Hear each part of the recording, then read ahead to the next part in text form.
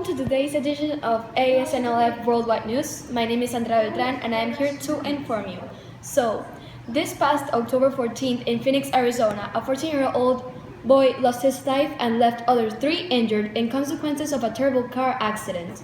The teenager was driving his parents' gray SUV past midnight with other 3 teenagers, all of them 14 years old.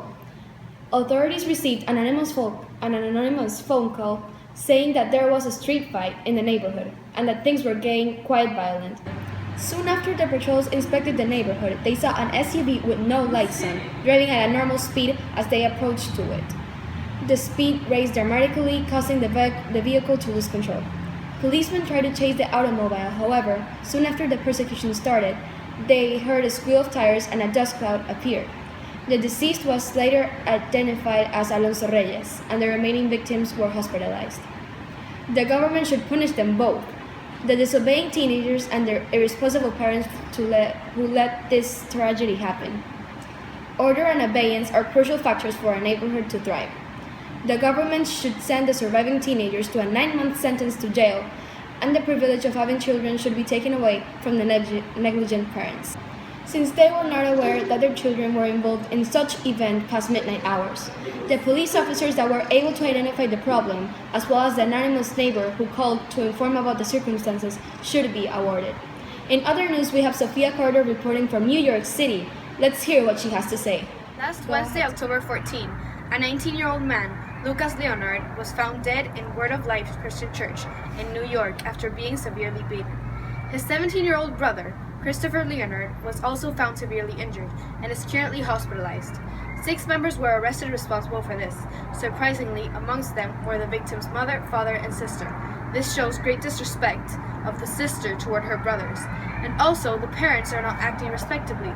They are not setting a good example for their daughter, nor for their one still living son. This happened during a counseling session, as the members called it, on Sunday night, and the punishment was meant for them to confess to their sins and pray for forgiveness. Calling this a counseling session and the fact that they killed someone in their holy church shows great disrespect toward the leaders of the church. The 6 members arrested all pleaded not guilty. However, Leonard's parents, Bruce and Deborah, received charges for manslaughter and the other 4 were charged with felony assault. Confucian once said, "Without feelings of respect, what is there to distinguish men from beasts?" Back to you, Andrea. Some tragic news. Now we have some information coming from San Diego, California. Lauren Hagel is in the scene to inform us. This is Lauren Hagel reporting from San Diego. Last month, SeaWorld originated a design plan to expand the tanks the orcas or the whales are kept in for $100 million, which covers 1.5 acres. In order to do this, SeaWorld must acknowledge that removing the orcas from the water could cause problems with the biological world. Many people are strongly arguing that SeaWorld is extremely violating the rights of animals by maintaining variations of species locked up in a park. Nature was made for a reason, and they claim that locking animals in a tank is not okay. Everything comes from nature, and people should just live with them and the way they actually belong. Just recently, in October 9, 2015, the U.S. government has enabled SeaWorld to begin its project called Blue Whale, which includes the expansion of enormous tanks. Many people like Pamela Anderson, shown in the picture, is against SeaWorld, the SeaWorld tank expansion. And for now, we'll just have to wait until 2018 in order to see what SeaWorld is trying to. From San Diego, back to this. Let's hope for the best to happen, Lauren. Now, my co-anchor Felipe Alfaro will report us from the Hungarian border with Syria with some interesting news about the current refugee crisis. As the migrant crisis evolved, Hungary, one of the main entry points for foreign people, decided to build a wall, 4 meters high and 11 meters long, with a barbed wire. There have been a lot of complaints and different opinions about this, as there is a lot of people asking for help. As well, it has been raising concerns about people remembering the Iron Curtain along Europe. As the government explains that this is because a number of illegal immigrants has been rising, and now Hungary, one of the